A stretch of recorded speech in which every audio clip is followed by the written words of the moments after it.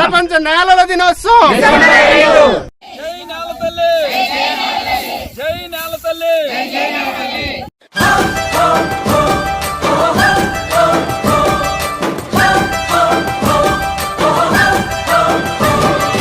అన్నా రైతన్నా మాయన్న రైతన్నా మా నెత్తురు నీవే సత్తువ నీవే అన్నా రైతన్నా అన్నా రైతన్నా. ఈవేళ కాకినాడ జిల్లా ఏలేశ్వరం మండలంలో మనము వరల్డ్ సాయిల్ డే కింద ఇవాళ మనము సెలబ్రేట్ చేసుకుంటున్నాము. ఇందులో ముఖ్యంగా ఏంటంటే ఈవేళ ఎందుకు ఈ డే సెలబ్రేట్ చేసుకుంటున్నామంటే అఫీషియల్గా అయితే ఇది 2015 నుంచి స్టార్ట్ చేయడం జరిగింది.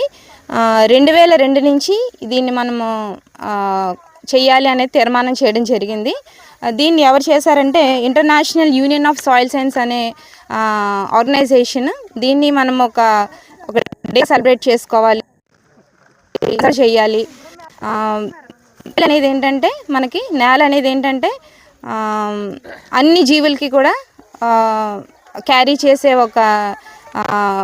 ఒక బాడీ కాబట్టి దీన్ని మనం కూడా ఉన్న అన్ని పంచభూతాల్లో కూడా, పంచభూతాలు అంటే నేల, నీరు, నిప్పు, ఇంకా నేల, నీరు, నిప్పు, నింగి, అలాగే గాలి, ఈ అన్నిటిలో కూడా మనము తల్లిగా ఎవరిని భావిస్తామంటే నేలను మాత్రమే తల్లిగా అంటాం. తల్లి అనేది అంటున్నామంటే అన్నీ కూడా దానిలో భరించుకొని మోస్తుంది.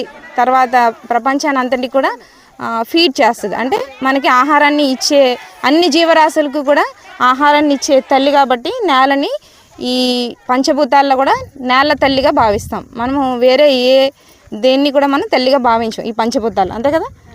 ఆకాశాన్ని మనం తల్లి అనము, లేకపోతే నీరుని తల్లి అనము, నేలని మాత్రమే భూమాత అంటారు, లేదంటే నేల తల్లి అంటాం. ఎందుకంటే ఈ మొత్తం ఈ సృష్టిలో అన్ని జీవరాశులకు కూడా సంరక్షణ ఇస్తుంది, ఫీడ్ చేస్తుంది కాబట్టి నేలని మాత్రమే నేల తల్లి అంటాం. ఇటువంటి నేలని మరి సంరక్షించుకునే బాధ్యత ఈ ఇయర్ స్లోగన్, ప్రతి ఇయర్ కూడా ఒక్కొక్క స్లోగన్ అనేది ఇవ్వడం జరుగుతుంది మనకి. 2022లో అయితే సాయిల్ వేర్ లైఫ్ బిగిన్స్, అంటే ఎక్కడైతే ప్రాణం అనేది స్టార్ట్ అవుతుందో అనే స్లోగన్తో స్టార్ట్ అయింది. మరి ఈ సంవత్సరం అయితే కేరింగ్ ఫర్ సాయిల్స్, అంటే మెజర్, మానిటర్, మేనేజ్ అనే స్లోగన్తో మనం ఈవేళ ఈ యొక్క కార్యక్రమం స్టార్ట్ చేస్తున్నాం.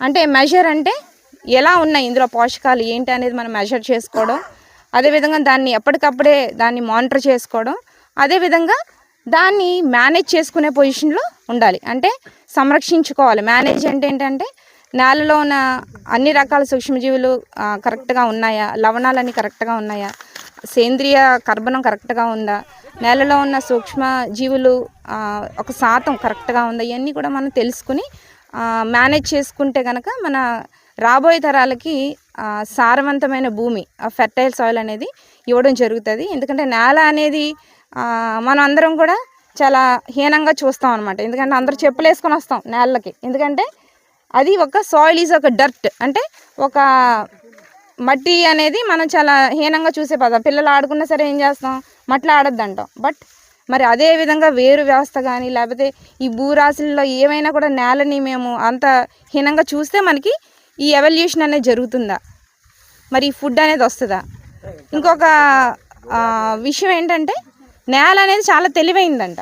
మనము ఒక యాపిల్ సీడ్ వేస్తే యాపిలే వస్తుంది, అంతేనా? వంకాయ కాస్తుందా లేకపోతే బత్తాయి కాస్తుందా? So it is very intelligent నేల అనేది.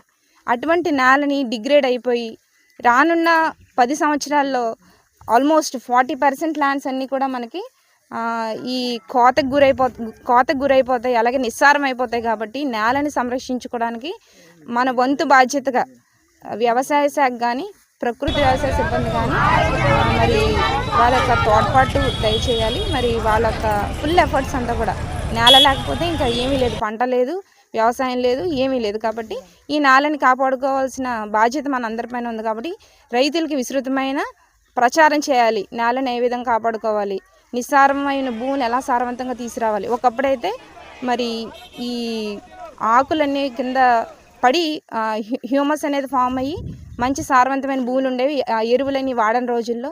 తర్వాత ఇప్పుడు మనకున్న ఏకైక సోర్స్ ఏంటంటే మరి పశువుల ఎరువు, అంతే కదా. సేంద్రియ పదార్థంలో మనకి ముఖ్యంగా ఉన్నది పశువుల ఎరువు, అలాగే పచ్చిరొట్ట ఎరువులు, అలాగే మనకి బయో ఫెర్టిలైజర్స్ ఇవన్నీ కూడా ఉన్నాయి. ఇవన్నీ కూడా మనకి కెమికల్స్ లేని భూమికి అందుబాటులో ఉండే సేంద్రియ కార్బన్ ఇప్పించే ఎరువులు అనమాట. కాబట్టి మనం ఇవన్నీ కూడా మనం ఆలోచించుకుని మనం ముందుకు వెళ్ళాలి. రైతుల్లో కూడా విస్తృతమైన ప్రచారం అనేది తీసుకురావాలి.